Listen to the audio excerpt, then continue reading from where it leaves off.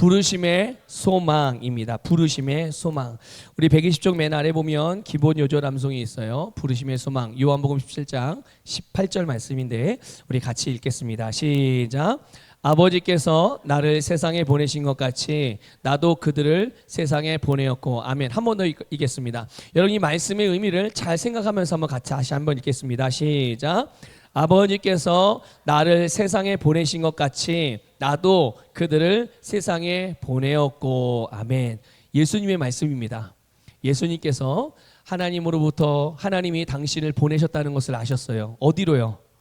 우리가 사는 이 세상으로. 그런데 본인이 하나님으로부터 이 세상에 보냄받은 것처럼 오늘 나도 그들을 세상에 보내었고 이렇게 말씀하셨어요. 그들이 누굽니까? 그들이 성경에서는 제자들이고 또 그 제자들이 바로 오늘 이 시대를 살아가는 그리스도인들이며 오늘 저와 여러분인 줄 믿습니다.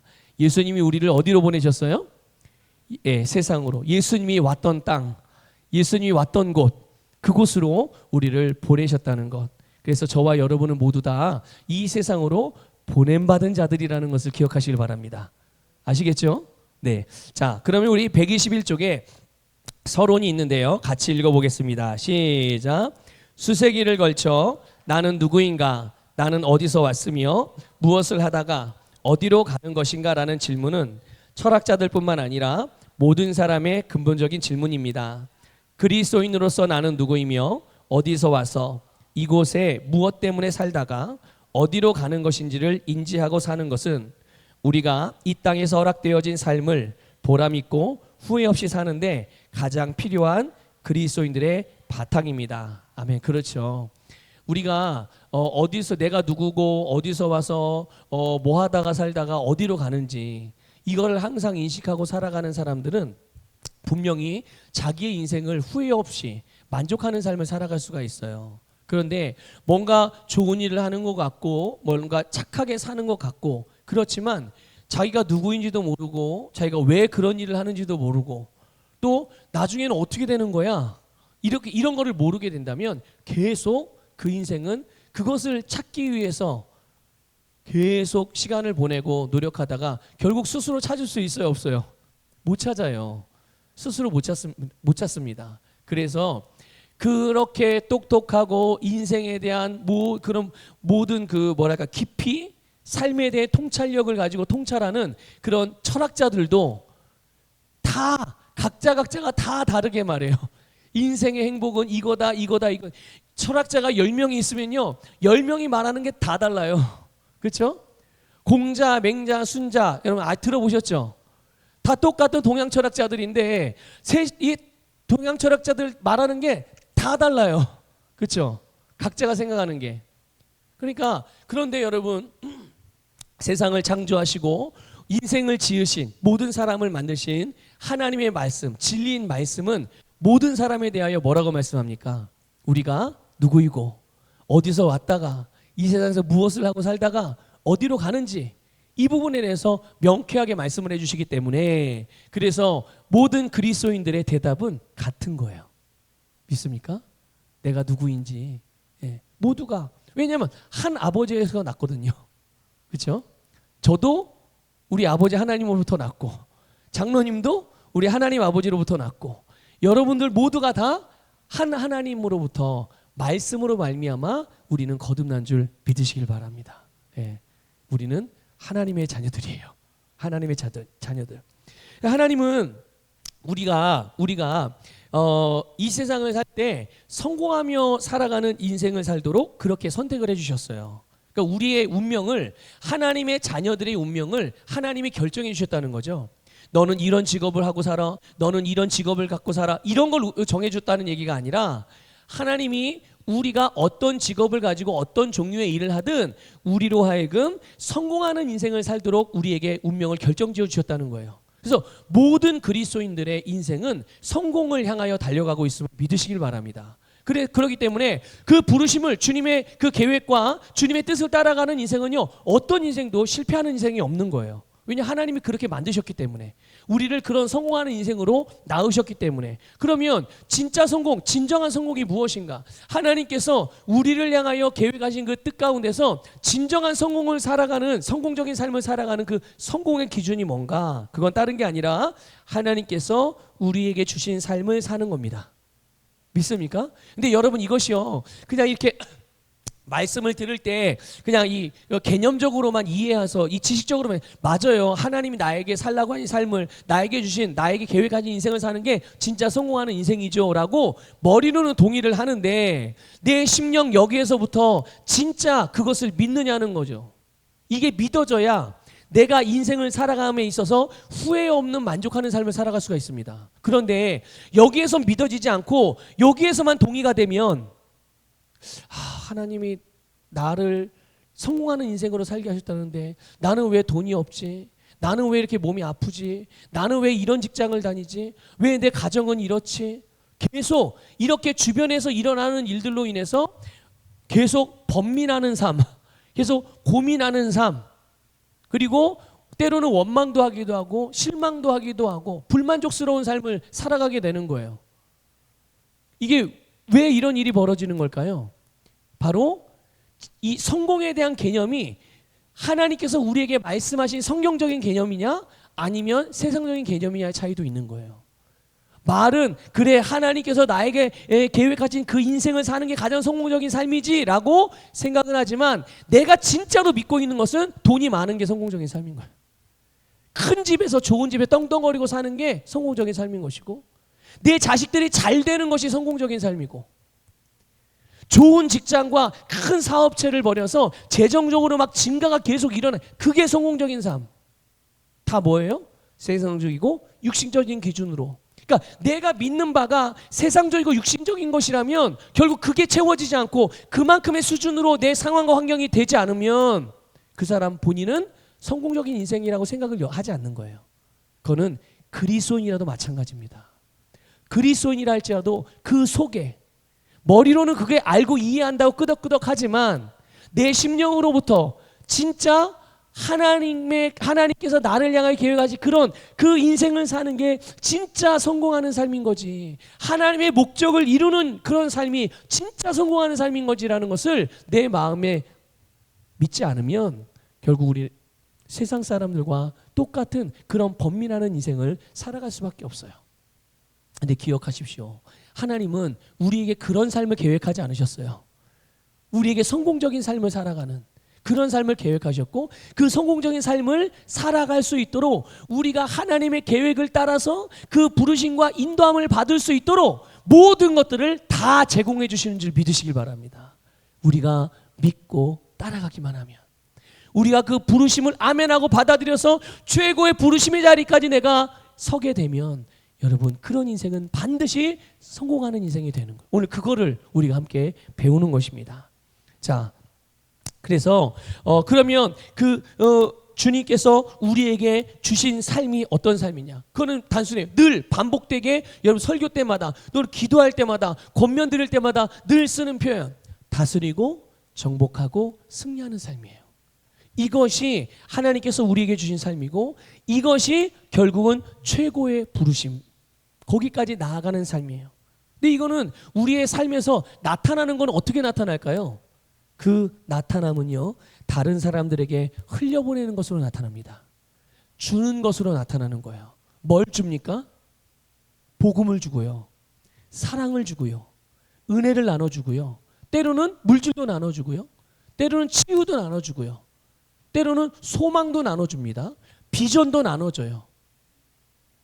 여러분 주님께서 나에게 주신 것들은 그러니까 내가 하나님으로 받은 것이 있다면 그것은 내가 다 나눠줄 수 있는 거예요. 이것이 너무나도 자연스럽게 되어지는 그 삶이 가장 최고의 삶이고 가장 성공적인 삶이고 최고의 부르심의 자리까지 나아가는 삶이라는 것을 믿으시길 바랍니다. 네. 자, 그러면 그 아래 보면 사도 바울의 4가지 기도 제목이 있죠. 에베소서 1장 17절부터 19절 말씀인데 여기 교재에는 이 성경 구절이 나와 있진 않아요. 성경 주소만 나와 있고 우리 화면을 보면서 같이 읽어보겠습니다. 시작.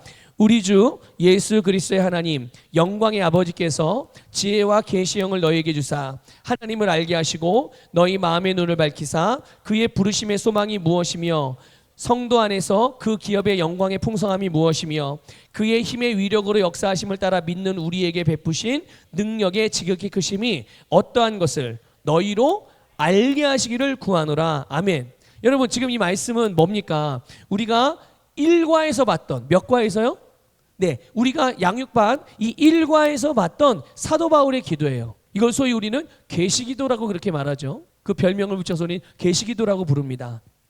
자, 먼저 이 사도 바울이 우리 구했던 기도, 특별히 그래서 모든 그리스도인들이 끊임없이 우리가 주님의 부름을 받을 때까지 계속 기도해야 될 기도 제목이란 말이죠. 영원한 기도 제목. 예.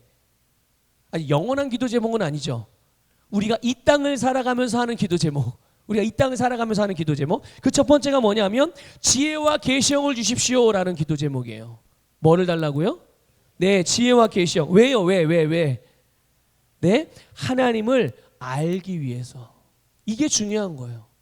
우리에게 왜 지혜와 계시형이 필요합니까? 우리가 뭐 지혜와 계시형을 가지고 막 세상을 다 꿰뚫어보고 너 뭐 어떤 사람들이 잘못도 꿰뚫어보고 잘하는 것도 꿰뚫어보고 막 이런 걸 보기 위해서요? 아니요. 하나님을 알기 위해서. 하나님을 아는 게 가장 중요한 우리의 기도 제목인 거예요. 하나님을 아는 만큼 우리는 능력을 행할 수 있고 하나님을 아는 것만큼 하나님이 우리에게 주신 것을 누릴 수 있고 내가 하나님을 아는 것만큼 하나님의 것들을 사용할 수가 있는 거예요. 여러분, 우리는 하나님을 아는 게 너무 중요해요. 자, 두 번째는 뭡니까? 우리의 마음의 눈을 밝혀주십시오. 우리의 마음의 눈이 밝아져서 어떤 일이 일어날 수 있기 때문에 그렇습니까? 무엇을 위해서요? 나의 부르심의 소망을 깨닫기를 원합니다. 이런 거예요. 나의 부르심의 소망. 나를 무엇을 위해서 부르셨는지. 그냥 이 땅에서 그리스도인이 돼가지고 그냥 잘 먹고 잘 살고 다른 사람보다 조금 더 잘 먹고 잘 살고 다른 사람보다 조금 더 편하게 다른 사람보다 조금 문제없이 사는 그런 게 아니라 정말 하나님께서 나를 부르신 그 부르심의 소망을 알기를 원해요, 주님. 그런데 그게 어떻게 알 수 있는 거예요? 마음의 눈이 밝아져야 그것을 볼 수 있기 때문에, 그걸 알아차릴 수 있기 때문에. 그래서 마음의 눈을 밝혀. 그리고 또 한 가지가 있죠. 마음의 눈이 밝아져서 성도 가운데 영광의 기업의 풍성함이 무엇인지를 알게 해달라고 그랬어요. 이게 무슨 말이냐면 하나님께서 우리에게 주신 유업, 하나님께서 우리에게 축복의 유업들이 있죠. 기업, 하나님의 기업들. 그게 얼마나 풍성한지, 과연 나에게 주어진 하나님의 축복이 얼만큼인지를 알게 해달라는 거예요. 이게 언제 알 수 있다고요? 우리의 마음의 눈이 밝아지게 될 때. 그래서 우리의 마음의 눈을 밝혀달라고 그래요. 또 세 번째 기도 제목이 있죠. 그게 뭡니까? 믿음의 능력. 하나님께서 믿는 우리에게 베푸신 그 믿음의 능력이 얼마나 큰 능력을 가지고 있는지. 그러니까 여러분, 내가 믿음을 주님부터 받았잖아요. 근데 내가 받은 이 믿음의 능력이 얼마나 대단한 일을 해낼 수 있는 능력인지, 믿음인지 그것들을 알게 해달라고 기도하는 거예요. 왜요? 그 믿음의 능력으로 말미암아 내가 주님으로부터 받은 모든 것들을 누리고 그것을 사용해서 하나님의 뜻을 다 이룰 수 있는 이런 일들을 가능하게 하기 때문에 그런 거예요. 여러분, 오늘 모든 그리스도인들은 반드시 부르심의 소망을 발견해야 될 줄 믿습니다. 주님께서 이것이 우리를 향해 너무나도 원하시는 바예요. 그래서 우리는 이 부르심의 소망을 발견하기 위해서 바르게 세워야 될 기본적인 개념들이 몇 가지가 있어요. 그것들을 하나하나 좀 보도록 하겠습니다. 자, 먼저 보면 그리스도인은 이 세상에 살지만 이 세상에 속한 자가 아니다라는 거예요. 그리스도인이 지금 어디 살고 있어요? 이 세상에 살고 있어요. 그런데 소속은 어디예요? 이 세상이에요? 아니요, 하늘나라라는 것을 말씀해주고 있는 거예요. 자, 우리 말씀으로 확인해 보겠습니다. 요한복음 17장 14절부터 16절 같이 읽습니다. 시작. 내가 그들에게 아버지의 말씀을 주었더니 세상이 그를 미워하였나이다. 이는 내가 세상에 속하지 아니한 것 같이 그들도 세상에 속하지 아니하기 때문이옵니다. 내가 기도하옵는 것은 아버지께서 그들을 세상에서 데려가시라는 것이 아니옵고 그들을 악에서 보호해 주시라는 것이옵니다. 내가 세상에 속하지 아니한 것 같이 그들도 세상에 속하지 않사옵니다. 아멘. 지금 예수님이 하나님께 드리는 기도 가운데 기도의 내용 중에 하나예요. 한 부분이에요. 보세요. 16절에 보니까 예수님이 세상에 속하지 않는 것처럼 똑같이, 누구와 똑같이요? 이걸 분명히 기억하셔야 돼요. 누구와 똑같이요? 네, 예수님과 똑같이 그들도, 바로 그리스도인, 바로 우리도, 거듭난 우리도 세상에 속하지 않았다는 것을 예수님이 확언하면서 분명히 밝히고 계세요. 예수님이 그러하신 것처럼 우리도 이 땅에 살지만, 예수님이 이 땅에 보냄받았지만 이 땅에 속한 자가 아니잖아요. 예수님이요. 그것과 똑같이 우리도 이 땅에 살지만, 이 땅에 보냄받았지만, 이 땅에 살고 있지만 이 세상에 속한 자가 아니라 하늘에 속한 자. 또 요한복음 17장 그 아래 보면 18절 있어요. 같이 읽어볼게요. 시작. 아버지께서 나를 세상에 보내신 것 같이 나도 그들을 세상에 보냈사옵나이다. 그럼 보세요. 그러니까 성경 말씀은 예수님만이 아니라 거듭난 우리, 거듭난 그리스도인들도 그분처럼 이 땅에 속하지 않았다는 것을 밝히고, 그리고 또 우리가 세상으로 보냄을 받았다는 것을 말씀해 주고 있어요. 그러니까 사람은요, 누구나 다 예수 그리스도를 믿고 거듭나게 되면 하나님으로부터 다시 태어나는 겁니다. 새로운 사람으로. 전에 있었던 사람인데 조금 바꿔가지고 조금 달라진 사람이, 변화된 사람이 아니에요. 전혀 새로운 사람. 생명이 완전히 달라요. 그전에는 무슨 생명으로 살았어요? 죄된 생명이에요. 그냥 부모로부터 타고난 아담의 씨로 태어난 생명. 그런데 예수님을 믿는 순간 그 생명이 교체된다니까요. 근데 생명이 바뀌었는데 어떻게 같은 존재라고 말해요? 그렇죠? 생명이 달라졌는데. 그렇죠? 그래서 우리는 새로운 피조물이라고 말하는 거예요. 완전히 새로운. 그래서 우리가 거듭날 때 받았던 그 영생이라는 생명은 우리가 부모로부터 가지고 태어날 때 받았던 아담의 씨로 말미암은 것이 아니라 하나님의 씨. 성경은 그것을 말씀의 씨라고 말씀하고 있어요. 그 말씀의 씨로 말미암아 우리는 영생으로 다시 태어난. 그러니까 모든 사람은요, 예수 그리스도를 믿으면 전혀 새로운 존재로 다시 거듭나게 되는 거예요. 그러면서 동시에 어떤 일이 일어나요? 바로 이 땅으로 보냄을 받는 사건이 동시에 일어나는 거예요. 거듭나는 순간 같이. 거듭남과 동시에 우리는 이 세상에 보냄받은 자. 여러분 이것을 분명히 믿으시길 바랍니다. 자, 요한복음 17장 21절도 읽어볼게요. 시작.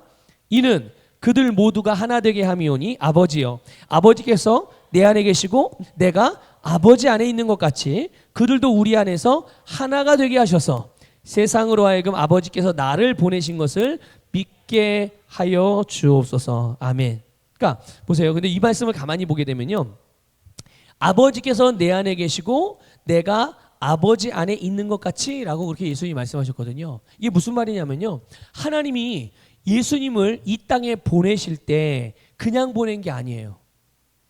이걸 아셔야 돼요. 여기에 대한 계시가 일어나기를 주님의 이름으로 축복합니다.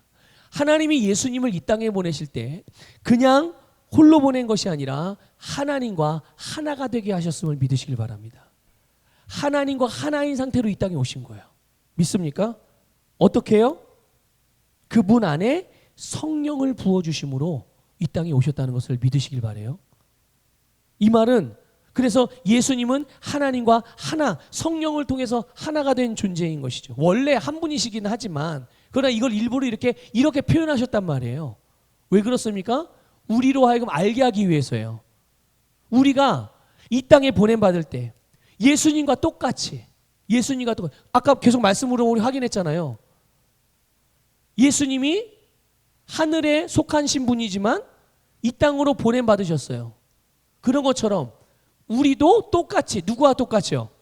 예수님과 똑같이 거듭나서 하늘에 속한 자이지만 우리가 이 땅에 보냄을 받았다는 얘기죠.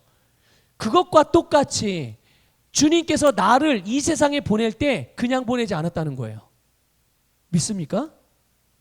예수님과 동일하게 우리도 성령님이 오심으로 예수님과 하나가 되어 우리도 이 땅에 보냄을 받았다는 것을 믿으시길 바랍니다. 자, 우리 따라해 봅시다. 내 안에 계신 그리스도. 다시 한번요. 내 안에 계신 그리스도. 네. 여러분, 우리가 거듭나서 이 땅에 보냄받았을 때 나만 홀로 덩그러니 보냄받은 게 아니라 나와 예수 그리스도가 하나 되게 하셔서 우리를 이 세상에 보내셨다는 것을 믿으시길 바랍니다. 그런데 보내신 목적이 있죠. 아까 조금 전에 읽은 대로 요한복음 17장 21절 끝부분에 본 대로 세상으로 하여금 아버지께서 나를 보내신 것을 어떻게? 믿게 하여 주옵소서.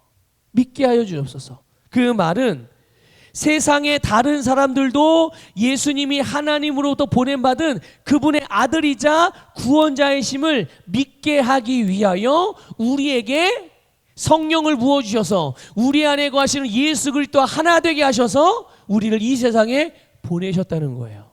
그러니까 세상은 우리를 보고 또는 우리를 통해서 예수님이 하나님의 아들인 것과 자기들을 구원하실 주님이라는 것을 여러분 그래서 믿게 되어진다는 것. 이것을 위해서 예수님을 보내실 뿐만 아니라 이것을 위해서 예수님도 우리를 보내신 줄 믿으시길 바랍니다.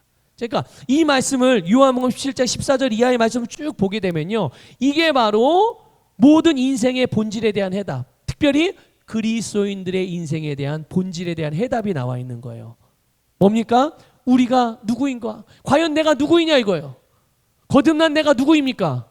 네, 하나님의 자녀. 확실히 알죠 이제. 난 내가 누구인지 이제 어디 가서나 다 말할 수 있어요. 누가 물어봐도. 소크라테스가 다시 살아나서 내 앞에 나타나가지고 네 자신을 알라 그러면 뭐라고 대답하겠어요? 너나 알아라, 나는 이미 안다. 저는 그렇게 대답할 것 같아요. 왜냐하면 소크라테스는 아직까지도 자기가 누군지 모르거든. 자기가 누구인지 모른 채로 죽었어요, 소크라테스는. 근데 우리는 이미 그 대단한 세계 최고의 철학자인 소크라테스, 자기도 자기가 누군지 몰랐는데, 아니 우리는 아무도 나를 알아주지 않아도, 세상 사람이 나를 아무도 알아주지 않는다고 하여도 나는 내가 누구인지 알아. 그렇죠? 예. 또 보세요. 어디에서 왔는가 내가 과연. 여러분 어디서부터 왔어요? 부모로부터 왔어요? 아니죠. 이제 거듭난 나는 부모가 아니라 누구로부터 온 거예요? 네, 하나님의 나라로부터. 하나님으로부터 온 사람들이에요. 하나님으로부터 보냄을 받은 사람. 자, 그러면 하나님으로 보냄을 받아서 우리는 지금 이 세상에 살고 있잖아요. 여러분 이 세상에 왜 살고 있어요? 왜 살고 있습니까? 네, 예수 그리스도를 전파하여 영혼을 구원하기 위하여. 나를 통해서 나와 만나는, 나와 연결된 내 세상 속에 들어있는 사람들이 나를 통해서 예수 그리스도를 믿게 하기 위해서 내가 지금 살고 있는 거예요. 어디에서요? 네, 지금 우리가 살고 있는 이 세상에. 그리고 나중에 시간이 되면, 이제 때가 되면 어디로 돌아가요? 여러분, 돌아간다는 표현을 좀 잘 생각하셔야 돼요. 그냥 가는 게 아니에요. 돌아가는 거예요. 어디로 돌아가요? 내가 원래 있었던 자리, 내 원래 소속, 우리의 원래 소속이, 우린 지금 이 땅에 살고 있잖아요. 근데 원래 소속은 여기가 아니라고 그랬죠? 어디예요? 네, 하나님 나라. 나를 보낸 바로 그곳으로 다시 우리는, 이걸 뭐라고 그러죠? 그 대사들을 파견했다가 다시 본국으로 소환이라고 해요. 소환이라고 그러나? 예. 소환당하는 거죠. 우리가 어디로요? 내 원래 나라, 원래. 우리 거기로 돌아가는 거예요. 있습니까? 우리는 하늘나라로 돌아가는 거야. 자, 모든 사람들이 평생을 고민하고 또 고민해도 발견하지 못하는 본인들의 인생의 그 본질적인 질문, 의문, 이미 우리는 다 알고 있잖아요. 그렇기 때문에 우리는 우리가 알고 있는 이 계시 지식, 이 말씀의 지식을 따라서, 하나님의 지식을 따라서 우리는 이제 삶을 살아가기만 하면 우리에게는 성공적인 인생이 펼쳐져 있는 거예요. 이것을 알고 살아갈 때 내가 무엇을 행할지 알 수 있고, 내가 행하는 일들 가운데 어떤 능력을 발휘하고 어떤 재능을 사용하여서 그 일들을 이루어내고 완성해 나갈지, 또 그것으로 말미암아 어떤 결과가 내 삶에서 일어나게 될지 우리는 다 예측하고 다 알고 그것들을 바라보면서 살아갈 수가 있으니, 여러분 그런 인생을 실패한 인생이라고 말할 수 있겠어요? 정말 누구나 다 부러워할 만하고 누구나 다 정말 그 쫓아가고 싶어, 닮아가고 싶어하는 그런 삶을 살아가게 되는 거예요. 자, 여러분 교재 122쪽을 펴보시기 바랍니다. 우리가 또 이제 부르심의 소망을 발견하기 위해서 우리가 세워야 되는 기본적인 어떤 개념들 중에 또 하나가 있어요. 그게 뭐냐면 그리스도인의 본향은 어디예요? 네, 하늘나라. 이게 이제 우리의 위치적인 진리입니다. 우리의 본향이 어디라고요? 네, 우리의 몸은 이 땅에 살지만 실제로 우리의 영적인 위치는 하늘에 있다는 것을 여러분 명심하십시오. 그러니까 소속만 하늘에 두고 있는 것이 아니라 우리의 영적인 위치가 하늘나라라는 것이죠. 에베소 2장 5절부터 7절 말씀 같이 읽어볼게요. 시작.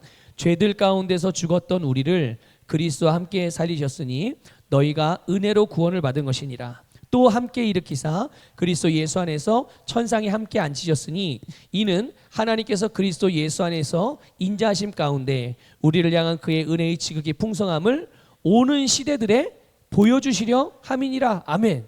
자, 여러분 이제 우리는 알고 있어요. 뭘 알고 있습니까? 우리는 예수님과 동일시되었다는 것. 그렇죠? 그래서 예수님이 죽으실 때 우리도 어떻게 됐어요? 네, 함께 죽었고, 예수님이 장사되셨을 때 우리 어떻게 됐어요? 함께 장사되었고, 예수님이 부활하셔서 다시 살아났을 때 우리도 어떻게 됐습니까? 함께 살아났고, 그리고 예수님께서 하늘의 보좌 우편에 앉으실 때 우리도 어떻게 됐어요? 함께 하늘 보좌에 함께 앉혀졌다는 것. 그럼 우리가 이제 기본적으로 알죠. 그 하나님의 보좌 오른편, 우편은 무엇을 상징한다고 그래요? 무엇을 의미한다고 그랬어요? 권세의 자리라고 말씀을 드렸어요. 권세. 그러니까 예수님과 같은 그 권세의 자리에 우리도 주님과 함께하는 공동 상속자로서 앉혀졌다는 뜻이에요. 여러분 이거를 여러분을 명심하셔야 돼요. 여러분 삶을 살아가면서 이걸 잊지 마시길 바랍니다. 아, 나의 영적인 위치가 예수님과 같은 권세의 자리, 공동 상속자의 자리, 그 자리지. 근데 그 자리는 뭐냐면 다스리는 자리예요. 거기에 그 자리에서 우리는 건강도 다스리고, 그 자리에서 우리는 재정도 다스리고, 그 자리에서 우리는 상황도 다스리고, 그 자리에서 우리는 문제들도 다스리고, 그 자리에서 우리는 비전도 다스리고, 그 자리에서 우리는 우리가 하나님께서 우리에게 주신 모든 것들을 다 다스리는 것. 그러니까 여러분 내가 뭔가 어떤 문제에 부딪히거나 뭔가 매듭에 묶여 있거나 뭔가 잘 안 풀려지는 일들이 있을 때 내 영적인 위치를 다시 한번 인식하십시오. 내가 계속 전전긍긍하고 어쩔 줄 몰라서 막 이리저리 헤매는 인생이 아니라 내 영적인 위치가 바로 다스리는 위치라는 것. 그래서 우리로 하여금 다스리게 하셨다는 것. 누가요? 주님께서 나에게 다스리라고 하셨어요. 그래서 그 위치를 다시 한번 인식하고 믿음으로 내가 다스려야 될 것들을 말씀으로 다스리고 선포함으로 다스리고 명령함으로 다스리고, 그럴 때 다스림의 실제가 열매로 나타나게 되는 줄 믿으시길 바랍니다. 네. 자, 그런 의미에서 우리가 기도할 때 예수 이름으로 기도하잖아요. 그 예수 이름으로 기도한다는 의미가 바로 이런 거예요. 누구의 위치에서? 예수님과 같은 위치에서 그렇게 기도하는 거죠. 그러면 하나님은 우리가 하는 기도를 누가 하는 기도로 들으시는 거예요? 네, 예수님이 하는 기도로 들으셨어요. 들으신다는 말이에요. 이렇게 그러면 주님께서, 하나님께서 우리에게 이렇게까지 하신 이유가 뭐겠어요? 아니 우리가 뭔데 예수님과 같은 공동상속자의 자리에 앉히셔서 우리가 하는 예수님의 이름으로 하는 기도를 마치 예수님이 하는 기도와 같이 들으셔서 그렇게 응답하시면서까지 우리를 축복하시고 우리를 그렇게 위대하게 우리를 그렇게 위해 주시는 도대체 그 이유가 뭐냐는 거죠. 그게 여러 가지로 말할 수 있겠지만 우리를 향한 부르심과 연결해서 말씀을 드린다면 이런 거예요. 하나님께서 예수 안에서 우리에게 베푸신 은혜, 그 은혜가 얼마나 풍성한 은혜인지 여러분 그거 다 말로 헤아릴 수 있어요? 표현할 수 있어요? 표현할 수 없잖아요. 하여튼 그냥 엄청난데 이걸 말로 표현을 못하겠네. 그렇죠? 그런데 그거를 바로 오는 세대들에게 보여주게 하기 위함이에요. 이해가 되십니까?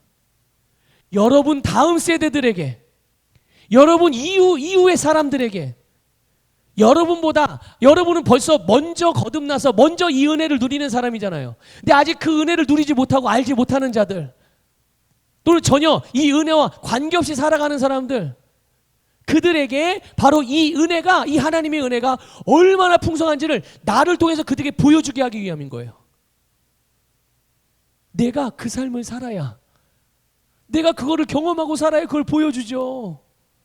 이번 주일이 추수감사 주일이에요. 우리 교회에서 이번 주일날 추수감사 주일을 지켜요. 얼마나 하나님께서 2023년 나에게 베푸신 은혜가 얼마나 큰지 내가 그걸 경험하고 그걸 내가 감격하고 그걸 내가 진짜 감사해야 내 옆에 있는 성도님에게, 내 옆에 있는 성도님 아직도 고민하고 염려하고 걱정하는 그 성도님에게, 아, 하나님의 은혜가 이렇게 넘치고 있어. 성도님, 자매님, 형제님, 당신도 이 은혜를 누리면 좋겠어요. 나와 같이 이렇게 뜨겁게 감사했으면 좋겠어요. 이렇게 알려주죠. 이렇게 나타낼 수 있는 거예요. 이렇게. 여러분, 이것이 어디로부터 시작될까요? 우리의 영적인 위치를 인식하는 것에서부터 시작되는 거예요. 그것을 내 그 위치에서, 실제로 그 위치에서 살고 있어야, 그 위치에 딱 서서 그 위치에서 살고 있어야, 저 사람은 조금 다르게 사네? 희한하다. 저 사람 하여튼 뭐든지 다 행복해 보이고, 저 사람도 분명 뭔가 문제가 있기는 있는데 그 문제 때문에 고민도 별로 안 하는 것 같고, 하여튼 저 사람한테 가면 다 뭔가 잘 해결되고, 사람들이 희한하다. 이런 삶. 여러분, 우리의 영적인 위치는 하늘에 있습니다. 그래서 우리는 하나님께서 예수님을 통해서 얼마나 큰 은혜를 주셨는지를 우리가 사람들에게 나타내고 전하는 삶을 살게 하기 위해서 오늘 우리에게 이 예수의 이름의 권세를 위임해 주셨다는 것을 아셔야 돼요. 예. 이걸 막 사람들 자랑, 야 봐봐 내가 이렇게 잘 살아, 내가 이렇게 교회 다녔더니 이렇게 됐어, 나를 자랑하라고 이 권세를 주신 것이 아니라 그 권세를 가지고 하나님의 은혜가 얼마나 풍성한지 그 예수님의 은혜를 알려주라고, 예수님의 은혜를 알려주라고 이 권세를 주신 거예요. 여러분, 그 권세를 그렇게 잘 활용하여 사용하시기를 주님의 이름으로 축복합니다. 이것을 알리려고 우리가 이 땅에 보냄을 받은 거예요. 자, 그 다음에 우리 4번 뭡니까? 우리는 세상에 보내졌지만 세상에 속한 자가 아니라, 계속 같은 의미의 말씀들이 조금씩 다르게만 표현해서 계속 말씀하고 있는 거예요. 계속 이것이 너무 중요하기 때문에 이것을 계속 인식하라는 거예요. 부르심에 대하여, 부르심에 대하여 이거를 분명하게 하기 위해서. 요한일서 2장 15절부터 17절 읽겠습니다. 시작. 세상도 세상에 있는 것들도 사랑하지 말라. 누구든지 세상을 사랑하면 아버지를 사랑함이 그 안에 있지 아니하니, 이는 세상에 있는 모든 것이 육신의 정욕과 안목의 정욕과 생의 자랑이요 아버지께 속한 것이 아니라 세상에 속한 것이기 때문이라. 세상도 세상의 정욕도 사라지지만 하나님의 뜻을 행하는 자는 영원히 거하느니라. 아멘. 자, 이제 우리는 이렇게 말씀을 통해서 또는 이게 뭐 양육의 과정이나 어떤 훈련들을 통해서 우리가 이제 믿음으로 사는 방법도 알았어요. 믿음으로 원하는 바를 취하는 것도 알아서 우리는 그렇게 또 살아요. 그러면 이제 우리가 한 가지, 이 부르심의 소망과 관련하여 한 가지 더 우리가 좀 우리의 이 가슴 속에 정말 염두에 두고 있어야 되는 게 있어요. 그게 뭐냐면 우리가 무엇을 추구하고 살아갈 것인가. 우리의 소망, 우리가 바라보는 것, 최종적으로 바라보는 그것이 무엇인가. 여러분, 우리가 영적으로 어릴 때는 늘 그냥 내 자신의 필요를 구하고 그냥 세상적인 것들을 취하면서 살아가는 이런 것, 이렇게 살았어요. 언제요? 예, 영적으로 좀 어릴 때는 그렇게 나만. 근데 물론 이런 가운데 영적으로 어릴 때는 또 어린 수준의 만큼 하나님께 또 은혜를 베풀어 주세요. 그것도 참 감사한 일이죠. 그런데 성장하면 달라져야 돼요. 또 성장하면 달라지죠. 당연히. 어떻게 달라집니까? 그래서 사도 요한은 오늘 본문에서도 그렇지만 세상의 것들을 어떻게 하래요?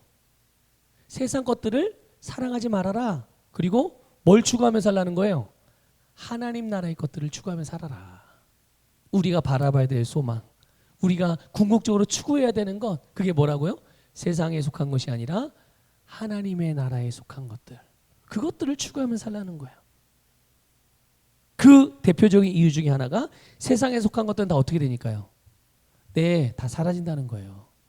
여러분, 사라지고 변하는 것은 진리가 아니에요. 우리는 진리인 말씀으로 태어나서 여러분 진리를 따라서 진리를 위해서 살아가는 사람이에요. 그러니까 없어질 것을 위해 사는 것은 안 되는 겁니다. 없어질 것을 위해서 사는 것이 아니에요. 그런데 문제는 뭡니까? 모든 사람이 이 없어질 것을 위해서 자기 목숨 걸고 산다는 거예요. 이것을 위해 진짜 자기 생명 걸고 살아요. 그래서 이거 얻지 못해가지고 스스로 자기 목숨을 스스로 해야 하는 사람들도 있잖아요. 또 이것을 얻기 위해서 남의 목숨도 해야 하는 사람들도 있고, 그렇죠? 그런데 여러분 보세요. 왜 그들이 이 잠깐 있다가 없어질 세상 것에 그렇게 자기 모든 인생을 걸고 그것을 추구하며 살아가는가? 그것은 하나님에 대한 사랑이, 하나님의 사랑이 그 10년 가운데 없기 때문이에요. 아니 목사님, 그리스도인들도 이런 사람들이 있던데요. 그렇죠? 그리스도인들 가운데서도 거듭났음에도 불구하고 하나님의 자녀인데도 계속 세상 것, 잠깐 있다 없어질 것들을 추구하고 살아가는 거, 맨 기도 제목이나 무엇을 먹을까, 무엇을 마실까, 무엇을 입을까, 맨 그런 것들만 추구하고 살아가죠. 왜 그럴까요? 이유는 다르지 않습니다. 그들이 거듭났지만 그들의 심령 안에서 하나님에 대한 사랑이 최고의 자리를 차지하지 않았기 때문에 그래요. 그 사람에게 있어서만큼은. 그 사람에게 있어서 하나님이 자기 인생의 최고가 아니야. 주의 말씀이 최고. 다시 말하면 주인이 아직 안 된 거예요. 누가요? 네, 주님이. 예수 그리스도가 아직 그 마음의 주인이 아니야. 그런데 여러분 보세요. 영원히 남는 게 있죠. 뭐가 영원히 남다고 그랬지 아까? 우리가 요한일서 2장 15절부터 17절에 보니까 뭐가 영원히 남는데요? 네, 하나님의 뜻을 행하는 것. 믿음으로 행하는 것을 말하는 거예요. 믿음으로 행하는 하나님의 뜻. 그러므로 여러분 우리는 이 땅에 살지만 이 땅에 속한 자가 아니라는 그 의미는 우리의 지위, 우리의 신분을 정확히 이해하고 영원한 것을 추구하며 살아가는 자라는 것을 명심하라는 거예요. 무엇을 추구하며 살아가는 자라고요? 네, 영원한 것. 여러분 영원한 것을 추구하세요. 그것을 바라보면서 살아가시길 바랍니다. 자, 5번이죠. 5번. 그리스도인들에게는 두 가지 삶의 방식이 있어요. 그래서 모든 그리스도인은요, 본인이 원하든 원하지 않든 이 둘 중에 한 가지의 삶을 선택해서 합니다. 그게 뭐냐? 첫 번째는 뭡니까? 하나님을 주인으로 모시고 자원하는 종이 되어 사는 삶이에요. 이게 뭐냐면 출애굽기 21장 5절 6절 우리 화면으로 보면서 같이 읽어보겠습니다. 시작.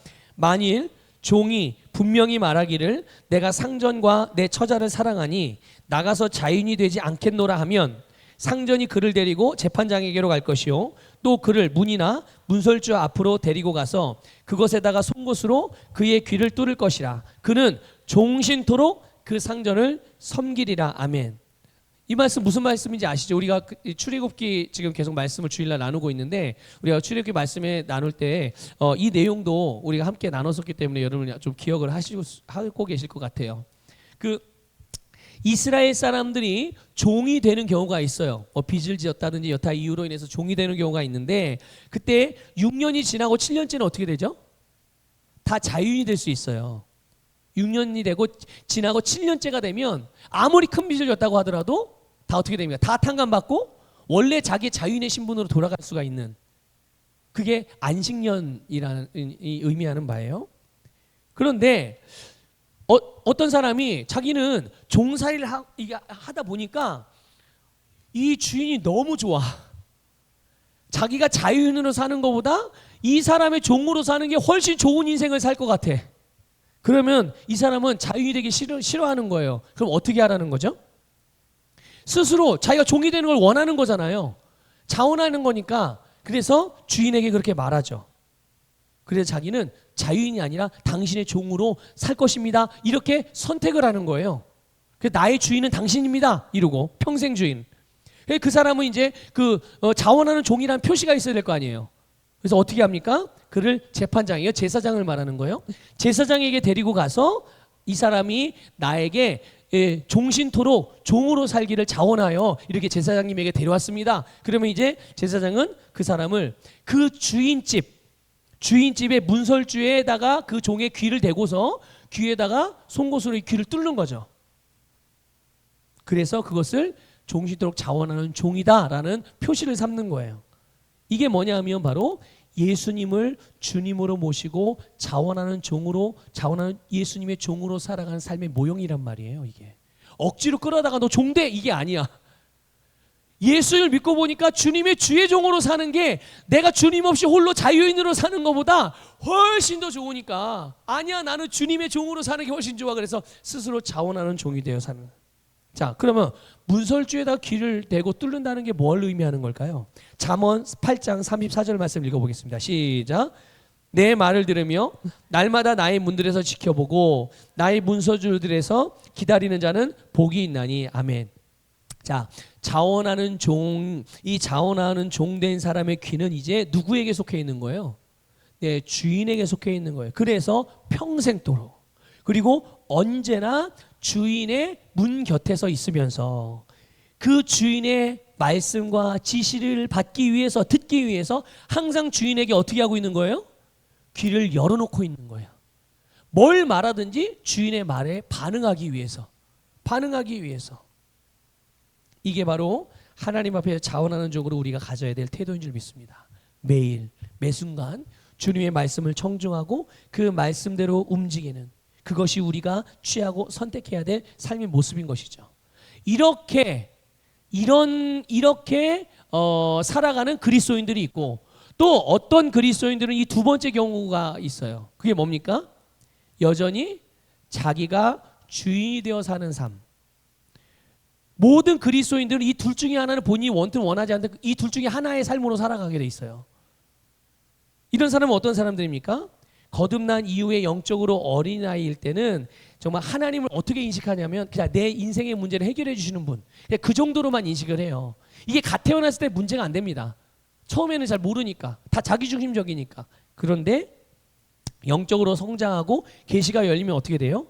점점 어떤 게 일어나냐면요, 주권이양이 일어나요. 주권이양이라는 말 뜻이 아십니까? 내 주권을 넘겨준다는 거예요. 내 주권을 넘겨준다는 거예요. 내 주권은 누구 거예요? 원래 내 거잖아요. 그래서 우리는 나라에 대해서 주권을 행사하잖아요. 그 주권 중에 하나가 뭡니까? 선거, 투표하는 주권. 그렇죠? 내가 투표권 한 표의 그 권한은 누구 거예요? 그거는 대한민국 사람으로서 내가 가진 당당한 나의 주권. 내가 투표장에 가가지고 한 표를 행사하는 것은 이 나라가 나에게 부여해준 나만의 주권을 행사하는 일이에요. 우리 각자에게는 자기 인생에 대한 주권이 있거든요. 그런데 그 주권을 이양하는 거예요. 다른 사람에게. 그런데 영적으로 성장하면 이제까지 나는 내가 내 주인으로서 내가 원하는 대로 마음대로 하고 살다가 영적으로 성장하고 또 계시가 일어나서 보니까 내가 내게 아니네. 알아보는 거죠. 내가 내게 아니구나. 나는 주님의 거구나. 예수님이 나의 주님이군요. 나는 이제 내게 다 내 건 줄 알고서 살았는데 그렇게 살아봐야 요 모양 요 꼴이네요. 나의 주인이 예수님이군요. 내가 예수님께 나의 모든 권한을 다 내어드립니다. 이게 주권이양이에요. 내 주권을 누구에게 드리는 거예요? 주님께 드리고 나는 주님의 인도를 따라서 살아가는, 자원하는 주님의 종으로 살아. 이게 영적으로 성장할 때 이런 게 이렇게 일어나게 되는 거예요.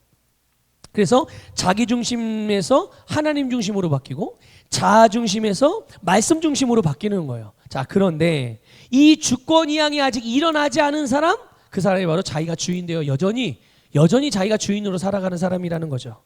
그런데 자기가 주인으로 사는 사람은요, 자기가 생각하는 바와 다른 인생을 살아요. 생각하는 것은 어떤 인생을 사는 것을 생각하죠?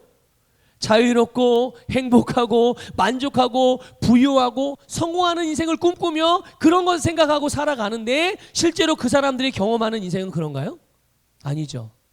실제로 그런 사람들이 경험하는 인생은 정반대, 어렵고 힘들고 무거운 삶을 살아가게 되는 거예요.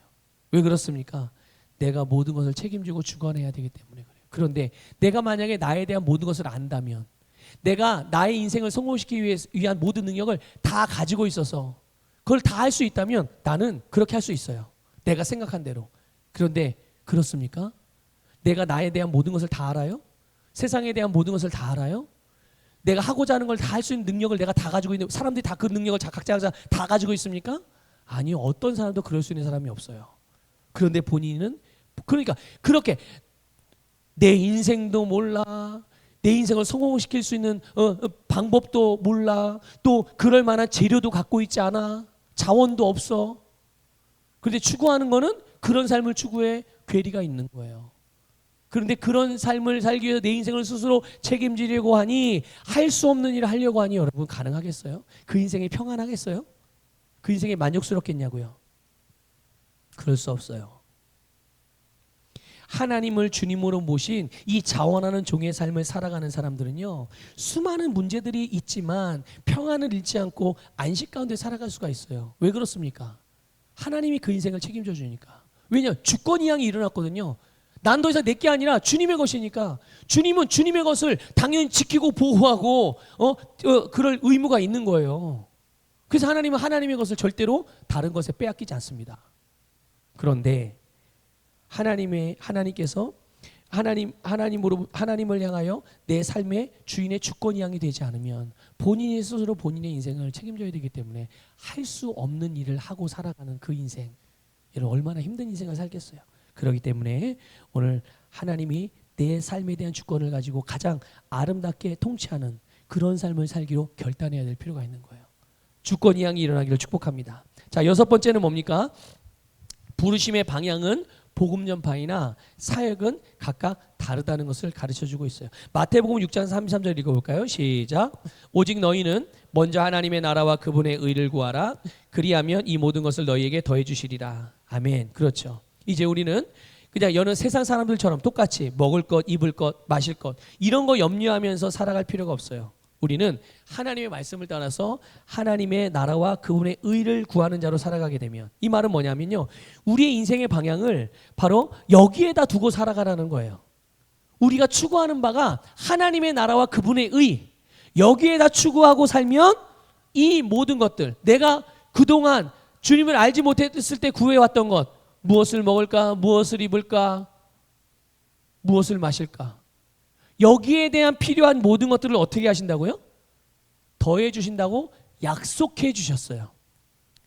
그래서 내가 원래 보냄을 받은 방향대로 우리의 우선순위를 정비하고서, 그래서 다른 부차적인 것들은 이제 제자리에 두고 우리의 본질, 나를 부르신 그 부르심을 따라서 우리의 인생의 방향을 설정하기만 해도 여러분, 우리의 인생의 모든 필요들은 하나님이 더해 주시는, 자연스럽게 공급되어지는 역사가 일어나게 되는 줄 믿습니다. 그래서 여러분 교재 이 123쪽에 보면 주기도문이 있죠. 주기도문의 내용 중에 이런 게 있어요. 뜻이 어디서요? 하늘에서 이루어진 것 같이 어디서도 이루어지기를 기도하는 거예요? 네, 땅에서도. 근데 여러분, 이제 여러분들 잘 아실 거예요. 하늘에서는 방해자가 없어요. 하나님의 뜻이 이루어지는 일에서. 하나님의 나라에서 누가 하나님의 뜻이 이루어지는 걸 방해합니까? 하나님의 나라에서. 하나님의 나라에서는 하나님의 뜻을 방해할 자가 없기 때문에 하나님 나라에서는 하나님의 뜻이 완전하게, 완벽하게 다 이루어집니다. 그런데 이 땅에서는요, 방해자가 있어요. 사탄의 권세. 이 사탄이 그걸 방해해요. 그래서 하늘에서 하나님의 뜻이 이루어진 것처럼 이 땅에서 저절로 이루어지지 않는다는 거예요. 하나님의 뜻이 저절로 이루어지지 않아요. 그럼 하나님은 이 땅에 하나님의 뜻을 어떻게 이루시죠? 어떻게 이루십니까? 바로 그리스도인들을 통해서, 주님께서 보낸 사람들을 통해서, 하늘에 속해 있지만 이 땅에 보낸 사람들, 그게 누구예요? 우리들이요, 주님의 보낸 교회들을 말하는 거예요. 그러니까 그 주님의 보냄받은 바로 우리들을 통해서 하나님의 뜻이 이루어지고 하늘나라의 영향력이 이 세상에 확장될 수 있는 거예요. 그렇기 때문에 우리는 그리스도인으로서 이 영혼 구원이라는 큰 그림 아래서 각자의 사역을 발견하고 그것을 완수하는 삶을 살기로 작정할 필요가 있는 거죠. 내가 그냥 이렇게 예수님 믿고 그냥 평안하게 사는 이런 삶을 하나님이 나에게 계획하신 것이 아니라 나를 향한 부르심이 있구나.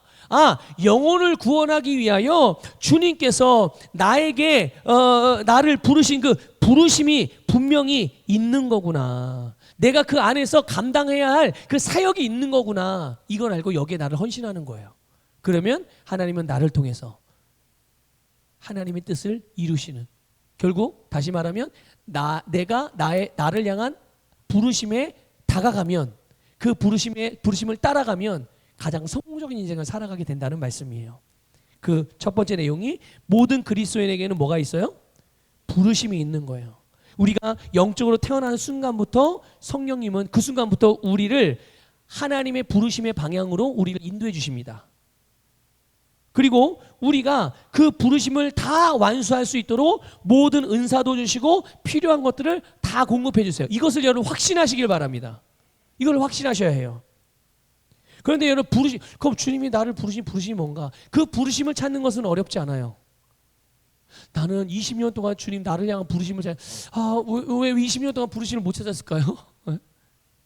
부르심을 찾는 건 어렵지 않습니다. 왜냐하면요, 하나님의 부르심에 대해서 우리의 영이 알거든요. 누가 알아요? 내 거듭난 영이 하나님께서 나를 향한 부르심을 알아요. 내가 내 이 혼의 어떤 그 지식적인 부분이, 혼적인 부분이 이거를 내가 인식을 못할 뿐인 것이지, 알아차리지 못할 뿐인 것이지, 내 영은 하나님이 나를 부르신 부르심을 알아요. 그래서 나를 향한 부르심과 같은 계열의 말씀을 들을 때, 나를 향한 부르심과 연관된 하나님의 말씀을 들을 때 뭐가 반응할까요? 내 영이 반응을 해요. 내 영이 반응을 합니다. 그래서 우리의 심령이 이 부르심에 대하여 먼저 뜨겁게 반응을 하게 되는 거예요. 그래서 어떤 사람은 뭐 선교사님들이 선포하는 말씀을 들을 때나 또 어떤 그 사역자들의 말씀을 들을 때 막 가슴이 뜨겁게 불타오르고 마치 내가 막 선교 현장에 가야 될 것 같아 막 불타는 마음이 드는 거죠. 내가 주의 풀타임 사역자로 쓰임 받아야 되겠다는 막 이런 마음이 막 그냥 내 속에서 막 끓어오르는 거예요. 막 두근두근거리고. 그럼 이 사람은 그 부르심이 뭐겠어요? 그런 방향으로 주님께서 부르시는 거예요. 그리고 자기의 인생을 그 방향으로 맞추고 그렇게 실행하면 되는 거죠. 또 어떤 사람들은요, 믿음의 복음 사업가라고 그럴까요? 예.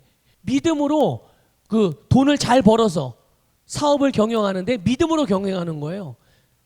그 그리스도인 기업가들, 그리스도인들 사업가들, 이런 사람들이 간증하는 것들을 듣거나 그럴 때 막, 나도 내게 저렇게 나도 풍성한 재정을 가지고 저렇게 주님의 선한 사업에 내가 쓰임 받아야 되겠다. 막 이런 것을 이거는 그냥 단순히 감동하는 정도가 아니고요.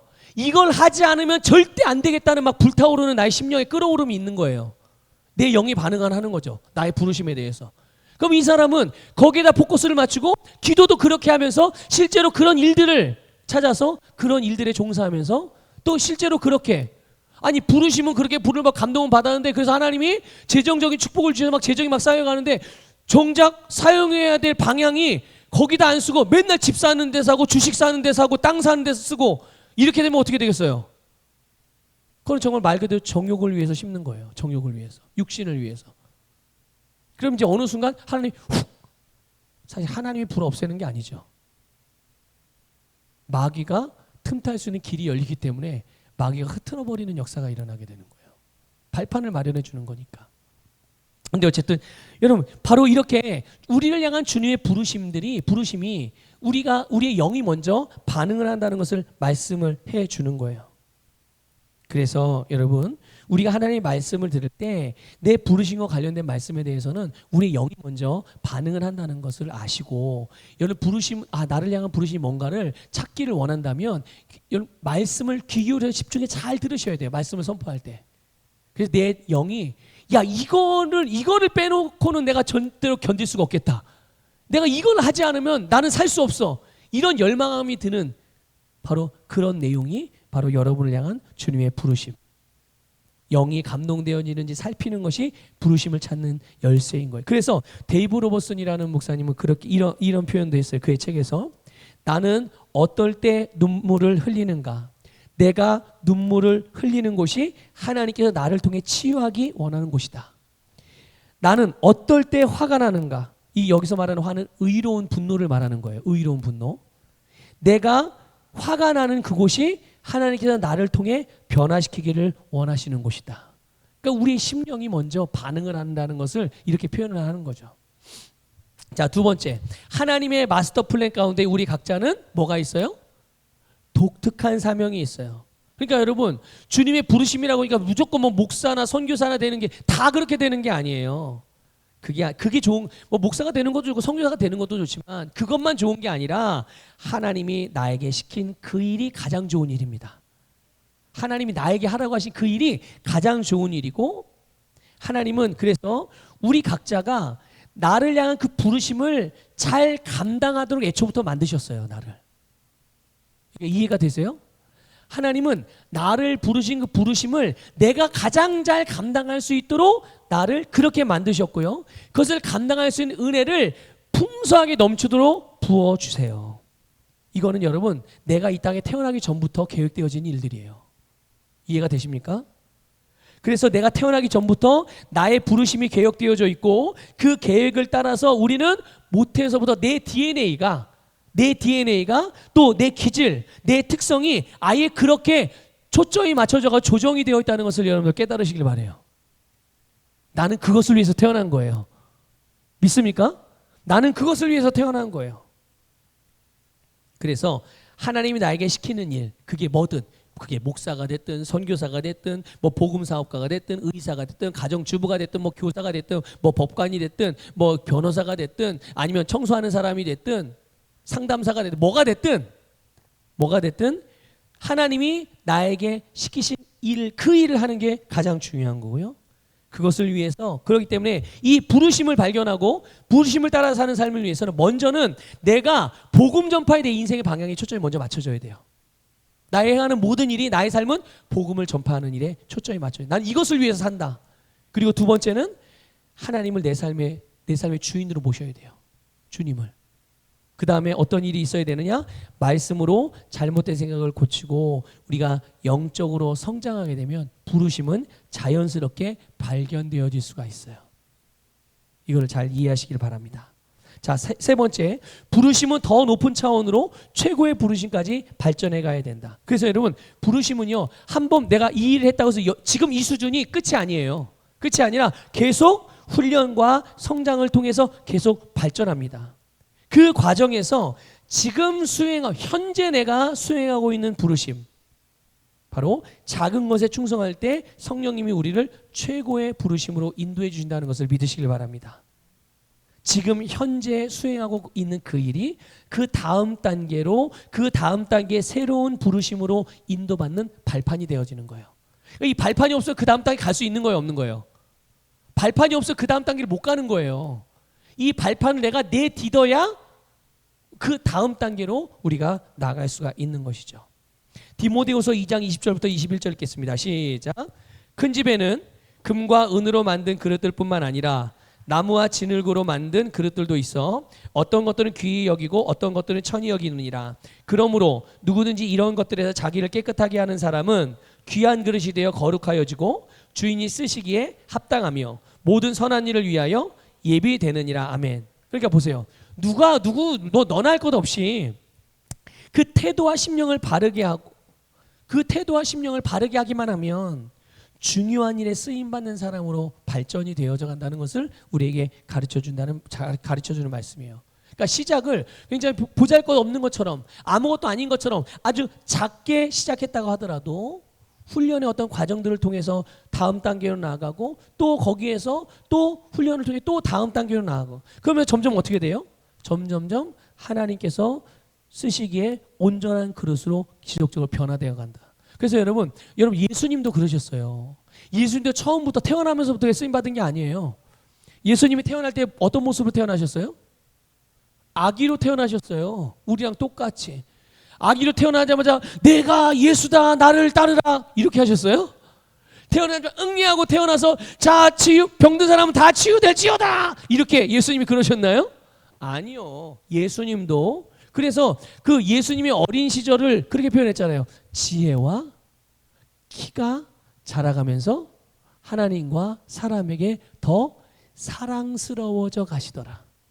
점점 어떻게 된다는 거예요? 예수님도 점점 성장의 과정들. 근데 사실 예수님이 성장이 필요가 없죠. 왜 필요 없어요? 그분은 하나님이시니까, 하나님의 아들이시니까, 완전한 분이시니까. 하지만 육신의 몸을 입고 우리와 똑같은 모습으로 오셨기 때문에 우리에게 당신의 모델을 보여주신 거예요. 우리가 어떻게 되리라는 것, 우리의 그 성장 과정들을 예수님이 당신의 성장 과정을 통해서 보여주신 거죠. 똑같이. 그래서 예수님도 키가 자라고 지혜가 자라고. 그래서 예수님도 결국은 아기로 태어나 성장하면서 복음을 전파하고 병을 고치고 귀신을 쫓아내고 그래서 죽은 자들도 살리면서. 그런데 이제 중요한 건 이거죠. 최고의 부르심. 예수님의 최고의 부르심은 어디예요? 단순히 이 땅에서 병든 자 고치고 잘못된 길로 가는 자들 바른 길로 안내하고 그리고 귀신도 쫓아내고 죽은 자 살리고 거기서 멈추지 않았어요. 그것도 위대한 일인데 예수님의 최고의 부르심은 그건 아니었어요. 그걸 통해서 어디까지 가는 거예요? 십자가로 가는 거예요. 그래서 십자가에서 죽으니, 근데 십자가의 죽으심으로 끝난 겁니까? 아니죠. 부활하시고 승천하셔서 바로 근데 그 십자가 사건이 바로 이 땅에서 예수님이 이루실 바로 최고의 부르심의 자리. 예수님이 성장하면서 거기까지 가신 거예요. 바울은요. 바울도 복음을 전파해요. 바울도 복음을 전파했죠. 그리고 교회들도 개척했죠. 성도들도 양육했어요. 그렇죠? 지금 우리가 이게 양육하는 것처럼 사도 바울도 그렇게 양육을 했어요. 그런데 마지막 최고의 부르심의 자리는 어디였습니까? 최고의 부르심의 자리는 바로 감옥이었어요. 그 감옥에서 뭐 했어요? 감옥에서 우리가 지금 보고 있는 성경들을 거기에서 자기가 감옥에 들어가 성경을 기록할 거라는 것을 이 사도 바울이 알았을까요? 몰랐을까요? 몰랐어요. 그리고 자기가 쓴 이 성경, 이것이 성경으로 성령님이 채택해 주실 것에 대해서 알았을까요? 몰랐을까요? 몰랐어요. 하지만 그 자리가 최고의 부르심의 자리라는 건 알았기 때문에 거기까지 갔죠. 그 자리에서 어떻게 됐습니까? 결국은 순교했어요. 순교의 자리. 거기가 사도 바울을 향한 최고의 부르심. 그러니까 예수님도 그렇고 사도 바울도 그렇고 다 성장을 통해서 최고의 부르심의 자리까지 갔다는 것을 여러분들 기억하시길 바랍니다. 에베소 2장 10절 읽겠습니다. 시작. 우리는 그분의 작품이니 그리스도 예수 안에서 선한 일들을 위하여 창조되었느니라. 이 일들은 하나님께서 미리 정하시어 우리로 그것들 가운데서 행하게 하려 하신 것이라. 아멘. 여러분 최고의 부르심을 계속 추구하시길 바랍니다. 그래서 그러니까 지금 여기 뭐 이 정도면 되겠지? 여러분 그게 아니라니까요. 우리가 최고의 부르심의 자리까지 하나님이 우리를 거기까지 인도해 주시길 원하세요. 근데 우리가 바라봐야 되거든요. 사모해야 해요. 그것들을 바라보고 사모하게 될 때 결국 우리는 계속 성장이 멈추지 않고 계속 성장할 수 있어요. 자, 그 다음 7번이 뭡니까? 그러면 이제 부르심을 따라갈 때 주의할 점이 있어요. 1번, 부르심을 비교하지 말라는 거예요. 여러분, 부르심은 함께 가는 것입니다. 저와 여러분이 함께 가는 거예요. 여러분과 여러분이 서로 함께 가는, 우리 교회 공동체가 함께 가는 것입니다. 그래서 서로 격려해 주어야 되는 거예요. 비교가 아니라. 왜 그런지 아십니까? 비교는 언제 할 수 있어요? 비교할 수 있는 때가 있습니다. 비교할 수 있는 때가. 똑같은 거가 있으면 비교가 가능해요. 똑같은 거가 있을 때는. 자, 그럼 물어볼게요. 그러면 여러분이 저와 우리 장로님을 비교할 수 있어요, 없어요? 왜 없어요? 나는 목사고 장로님은 장로님이니까요? 그래서요? 아니에요. 그게 아니라 저와 장로님은 같은 게 없어요. 똑같지가 않아요. 비교 대상 자체가 안 되는 거예요. 하나님은 저로 불렀어요. 하나님은 장로님을 장로님으로 불렀어요. 장로님 저 모습 그대로 부르신 거예요. 장로님은 장로님만의 독특함이 있고 저는 저만의 독특함이 있어요. 자, 여러분들 다 마찬가지. 하나님은 이 세상에 어느 누구도 똑같이 맞는 사람이 있을까요? 없을까요? 그래서 비교할 수가 없다는 거예요. 그런데 사람들은 비교하죠. 그래서 뭐가 일어나는 거예요? 하나님이 주시지 않은 마음들이 일어나는 거예요. 그게 어떤 마음입니까? 비교, 경쟁, 시기, 질투, 미움, 다툼. 우리는 그래서 한 사람도 하나님이 똑같이 만들지 않았기 때문에 가장 자기의 부르심을 가장 잘 효과적으로 그 사람만이 가장 잘 이룰 수 있도록 독특하게 만드셨기 때문에 비교의 대상이 아니라 서로 부족한 것들을 채워줘서 온전한 부르심으로 함께 격려하며 나아가야 되는 것임을 믿으시길 바랍니다. 자, 두 번째, 부르심을 따라갈 때 주의할 점이 뭐예요? 두 번째는 보이는 열매를 보고 실망하지 않는 거예요. 여러분, 우리의 계산법과 하나님의 계산법은 같을까요, 다를까요? 달라요. 그래서 여기 교재 124쪽 펴보세요. 누가복음 12장 48절 읽겠습니다. 시작. 반면에 알지 못하고 맞을 짓을 한 자는 매를 적게 맞으리라. 이는 많이 받은 자에게서는 많이 찾게 될 것이요 또 사람들이 많이 맡긴 자에게는 더 많이 달라고 할 것이기 때문이라. 아멘. 이게 뭡니까? 이게 하나님 나라의 원리예요. 이게 하나님은 주어진 목 안에서 각자의 부르심을 얼마나 완수했는지를 보신단 말이죠. 여러분, 마태복음 25장에 보면 달란트 비유가 나와요. 달란트. 주인이 자기 종에게 달란트를 줍니다. 5달란트 주기도 어떤 종에게 2달란트를 줘요. 근데 5달란트 맡은 자는 얼마를 남깁니까? 자기가 받은 만큼 5달란트를 남겨요. 2달란트 받은 사람은요? 2달란트. 자, 우리가 볼 때는 우리의 계산법으로는 누가 더 많은 일을 했어요? 그래서 5달란트 받은 사람을 더 칭찬해 줘야 되죠. 그 사람에게 더 많은 것을 줘야 되죠. 그렇죠? 그런데 여러분, 말씀을 가만히 보면 5달란트 받은 사람과 2달란트 받은 사람에게 한 글자도 틀리지 않고 똑같이 칭찬하십니다. 똑같이 칭찬하세요. 여러분 보세요. 교재 보세요. 교재 마태복음 25장 21절 23절. 시간 관계에서 읽지는 않겠지만 그 내용을 보세요. 칭찬하는 내용이 한 글자도 안 다르고 똑같이 칭찬해요. 네, 똑같이. 이게 하나님 나라의 원리예요. 그러니까 여러분, 서로 비교하거나 경쟁하려 하지 마시고, 보이는 열매를 보고 실망하거나 좌절할 것이 아니라 우리는 우리의 부르심, 주님이 나에게 주신 그대로 여러분 그 일을 행하시길 바랍니다. 자, 이제 마지막으로 8번이에요. 부르심을 따라가는 자들에게 중요한 것이 무엇일까요? 맡은 일에 충성하는 겁니다. 고린도서 4장 2절 읽어보겠습니다. 시작. 청직에게 요청되는 것은 무엇보다도 신실한 사람으로 발견되는 것이라. 여러분, 이거는 지금 그 한글 킹제임스 성경으로 번역된 성경 본문이거든요. 한글 성경에, 우리가 이제 개역 개정판 성경에는 우리가 잘 아는 표현대로 되어 있어요. 이게 뭐냐면 맡은 자들에게 구할 것은, 들어보셨죠 많이? 맡은 자들에게, 그 말이 이 말이 지금 이 본문이에요. 똑같은 본문이에요. 이게 지금 한글 킹제임스 성경이기 때문에 이렇게 번역한 겁니다. 이 충성이라, 맡은 자들에게 구할 것은 충성이다. 맡은 자들에게 요구되어지는 거 있단 말이죠. 그게 뭐라고요? 충성이 요구된다는 거예요. 그 충성을 뭐라고 번역한 겁니까? 여기에는 신실함으로. 충성은 신실함이에요. 신실함. 그래서 여러분, 우리는 복음 전파라는 이 하나의 방향 안에서 우리의 각자의 부르심을 향하여 달려가고 있는데, 이것이 바로 이렇게 사는 삶이 하늘로부터 이 땅에 보냄을 받은 사람으로서 가장 아름답고 행복한 삶이라는 것을 믿으십시오. 부르심을 따라 살아가는 삶. 부르심을 따라가는 삶이 가장 행복한 삶. 그러니까 다른 누군가의 삶을 부러워하지 마시라고요. 내가 그 부르심을 따라 살고 있으면 그게 하나님 보시기에는 가장 아름다운 삶이고, 내가 그것을 알아차릴 때 내가 스스로 안식하는 삶을 살 수 있는 거예요. 스스로. 그러므로 현재 맡은 일에 충성하는 것이 이를 위한 가장 기본적이며 가장 중요한 조건인 거죠.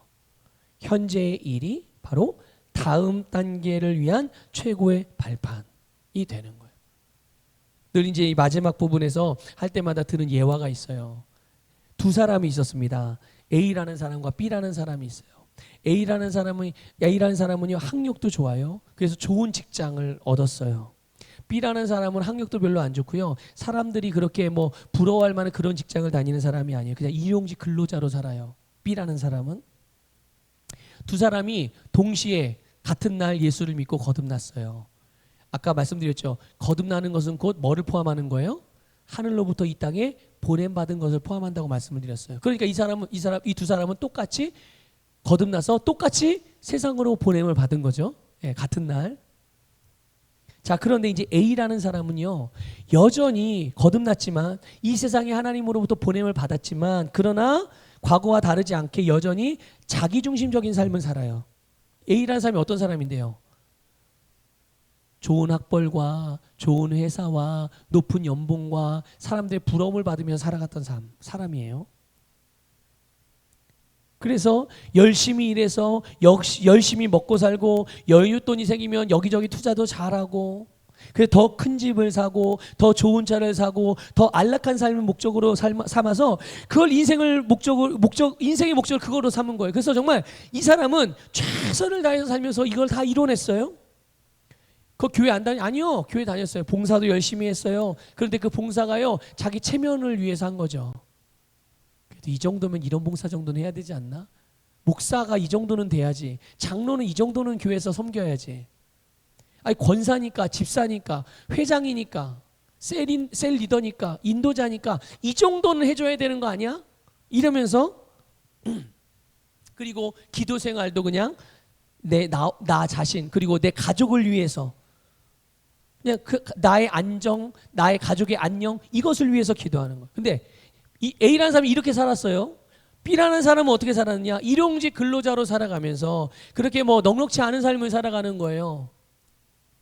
그런데 이 사람은요, 자기중심적인 삶이 아니라 거듭나고 이 땅에 자기가 보냄받았다는 사실을 안 순간부터 이 사람은 주님을 자기의 주님으로 모시고 살았어요. 예수님을 자기 주님으로. 그래서 기도할 때도 물론 자기의 필요도 구했지만, 근데 이 사람의 마음의 중심, 기도의 방향은 하나님이 원하시는 기도가 무엇인지를 묻는 거예요. 주님이 뭘 원하시죠? 또 때로 가끔 가다 여윳돈이 생길 때면 주님이 이것을 내가 어떻게 사용하는 것이 주님이 기뻐하시는 것일까 묻는 거예요. 주님, 저에게 갑자기 이렇게 뜻하지 않게 뜻밖의 선물이 왔는데 이 재정을 어떻게 사용하면 하나님이 더 기뻐하실까요? 묻는 거예요. 그래서 하나님이 감동을 주시고 성령께서 알려주시는 대로 하나님 나라의 확장, 교회 부흥을 위해서 후원하고 어려운 성도들을 같이 중보하며 살아요. 교회 생활도 뭐 다르지 않습니다. 교회에서 하는 생활도 정말 보이지 않는 곳에서 남들이, 다른 성도들이 꺼려하는 그런 일들만 도맡아서 말없이 정말 보이지 않게 그렇게 봉사하면서, 그런데 이렇게 보이지 않게 섬기고 봉사하는 사람이 있기 때문에 다른 성도들이 어떤 신앙생활을 할 수 있는 거예요? 교회 생활을 더 편안한 교회 생활을 할 수가 있는 거예요. 그 은혜를 입고 혜택을 입는 거죠, 이런 사람들로 인해서. 자, 그런데 이렇게 두 사람이 이렇게 평생을 살았어요. 그러다가 세상을 떠나서 드디어 이 두 사람이 하나님 앞에 서게 된 거죠. A라는 사람은 이 땅의 것들만 보고 살았기 때문에 그것들을 다 놓고 가야 되는 거예요. 이제 하늘나라 갈 때 자기가 그 좋은 집 싸질머지고 가요? 자기가 타던 차 다 끌고 갑니까? 아니에요. 근데 그러니까 마지막에 생을 마감할 때 그게 아깝겠어요? 안 아깝겠어요? 아까울 수밖에 없어요. 그런데도 뭐 할 수 없는 거예요. 그냥 홀로 가는 거예요. 빈손으로 가는 거예요. 그런데 자기가 이 땅에서 이룬 것이 하늘에서는 다 어떻게 됐을까요? 다 불타서 없고 자기 영혼만 겨우 구원을 받은 거예요. 자기 영혼만. 자, 그런데 이 B라는 사람은요, 자기가 죽을 때도 미련이 없어요. 세상에. 왜 미련이 없어요? 가진 게 없거든. 가진 게 없어요. 그러니까 미련이 없는 거예요. 기쁨으로 올라가. 이야, 드디어 하늘나라. 이제 눈물도 없고 괴로움도 없는 드디어 하늘나라에 내가 가는구나. 기쁨으로 올라갔어요. 근데 그가 기쁨으로 올라가 단순히 그냥 뭐 가진 게 없어서 그런 게 진짜 이유는 아니에요. 그는 이 세상에 살면서도 무엇을 위해 살았어요? 계속 하늘나라를 추구하며 살았거든요. 이 B라는 사람은요, 이 땅을 살면서도 하나님 나라를 산 거예요. 그러니까 여기도 하늘나라, 저기도 하늘나라. 어딜 가든지 이 사람은 뭐가 다른 게 없는 거죠.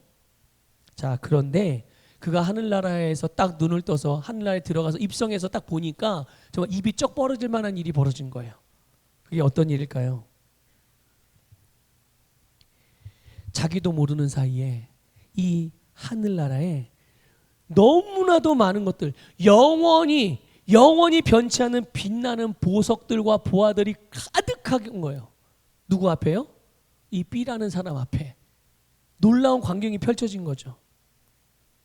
그런데 그 어떤 것보다도 이 사람이 놀랬던 것은요, 자기는 살면서 단 한 번도 본 적이 없는 수많은 영혼들이 자기 앞에 서 있던 거예요. 수많은, 거긴 백인도 있고 황인종도 있고 흑인종도 있고 다양한 족속, 다양한 민족의 사람들이 자기는 알지도 못하고 알지도 못하는 나라 사람, 자기는 한 번도 뭐 전혀 모르는 그런 수많은 사람, 자기 눈앞에 그렇게 서 있는 거예요. 어떻게 이 사람들이 이 B라는 사람의 상급으로서, 영원한 상급으로서 이 사람들 앞에, 이 사람 앞에 이렇게 나타날 수 있었는가? 이 B라는 사람이 이 세상을 살면서 그가 여러 가지 모양으로 심고 섬기고 중보했던 그 일을 통해서 그 수많은 영혼들이 복음의 은혜를 입은 거예요. 여러분, 오늘 우리는 얼마나 견고한 이 기초 위에다가 우리의 인생을 지어가고 있는가? 하나님 앞에 가는 그날, 정말 내가 정말 내 인생을 후회 없이 너무 잘 살았다, 이렇게 담대하게 고백하며 내 인생을 마치고 하나님 나라 앞에 설 수 있겠는가? 여러분, 그런 삶을 선택하시길 바랍니다. 그런 삶이 어떤 삶일까요? 바로 부르심의 소망을 따라 사는 삶인 거예요. 자, 우리 마지막으로 우리 그 아래 내용을 함께 읽겠습니다. 시작. 우리 그리스도인은 거듭나는 순간 하늘나라에서 태어난 자이며 이 세상에 그의 덕을 선전하라고 보내심을 받았습니다. 그리고 우리는 반드시 하늘나라로 돌아갑니다. 우린 어느 순간에도 이것을 잊어서는 안 됩니다. 또한 현재 맡은 일에 충성하며 최고의 부르심을 바라보며 자원하는 히브리 종으로 주님의 음성에 귀 기울이며 매일 작은 것에 순종하며 충성하는 삶을 산다면 우리가 주님을 만나 천국에 입성하는 날 주님은 우리가 알지 못하는 많은 열매까지도 예비하실 것입니다. 아멘. 아멘. 여러분, 지금 우리가 1과부터 12과까지 배웠는데요, 이것이 바로 신앙생활의 핵심입니다. 그냥 단순히 이제 마쳤는데, 이 과정을 마쳤는데 프로그램을 끝낸 게 아니에요. 이제 이것을 여러분의 삶을 살아가시길 바랍니다. 이 말씀을 기초로. 또 때로는 뭐 잘 안 될 수도 있을 수 있죠.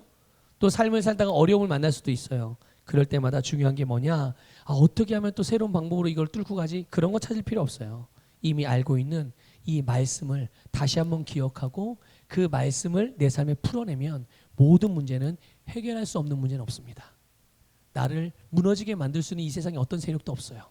말씀으로 모든 것을 승리할 수 있다는 것을 믿으시길 바랍니다. 자, 그러면 교재 129쪽을 펴보겠습니다. 129쪽에 마지막에 12번 보면 부르심의 소망이 있어요. 우리 함께 믿음으로 고백하고 우리 찬양하고 기도하면서 오늘 마무리하도록 하겠습니다. 함께 고백합니다. 부르심의 소망. 나는 이 세상에 살지만 세상에 속한 자가 아니고 하늘나라에 속한 자로 예수님의 빛을 전달하며 이 세상에서 살아갑니다.